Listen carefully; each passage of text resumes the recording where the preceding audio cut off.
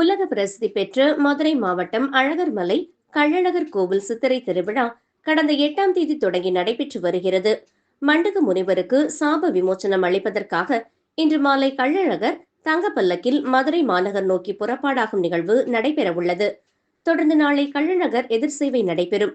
இதனையடுத்து விழாவின் சிகர நிகழ்வாக 12ஆம் தேதி அதிகாலை கள்ளழகர் வைகை ஆற்றில் எழுந்தருளும் நிகழ்வானது நடைபெறும்.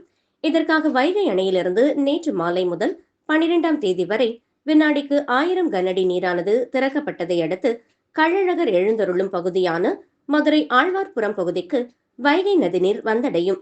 இதனை வரவேற்கும் விதமாக வைகை நதி மக்கள் இயக்கத்தின் சார்பில் மீனாட்சி அம்மன் மற்றும் கருப்பசாமி கள்ளழகர் வேடமிட்ட சிறுவர்கள் மற்றும் பக்தர்கள் பூக்களை தூவி வைகை நதி நீரினை வரவேற்றனர். அப்போது சிறப்பு பூஜைகள் செய்து வைகை நதி நீரை வரவேற்ற சிறுவர்கள் மற்றும் இயற்கை ஆர்வலர்கள் வைகை நதி பாதுகாக்க வேண்டும் என முழக்கமிட்டபடி வரவேற்றனர். கையில் கிளியுடன் மீனாட்சி அம்மன் போன்று வேடமணிந்த சிறுமியும், கையில் அரிவாளுடன் கருப்பசாமி வேடமிட்ட சிறுவனும், கள்ளழகர் வேடமிட்ட முதியவரும் ஒரு சேர வைகை ஆற்றில் நின்றபடி வைகை நதி நீரினை வரவேற்றதை அங்கு கூடியிருந்த பொதுமக்கள் பார்த்து மகிழ்ச்சி அடைந்தனர்.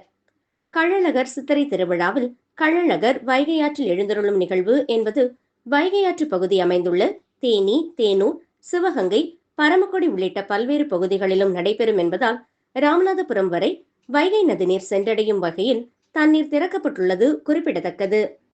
இது குறித்து பேசிய வைகை நதி மக்கள் இயக்கத்தின் ஒருங்கிணைப்பாளர் வைகை ராஜன், கள்ளழகர் சித்திரை திருவிழாவிற்காக வைகை அணையிலிருந்து நீர் திறக்கப்பட்டுள்ளது.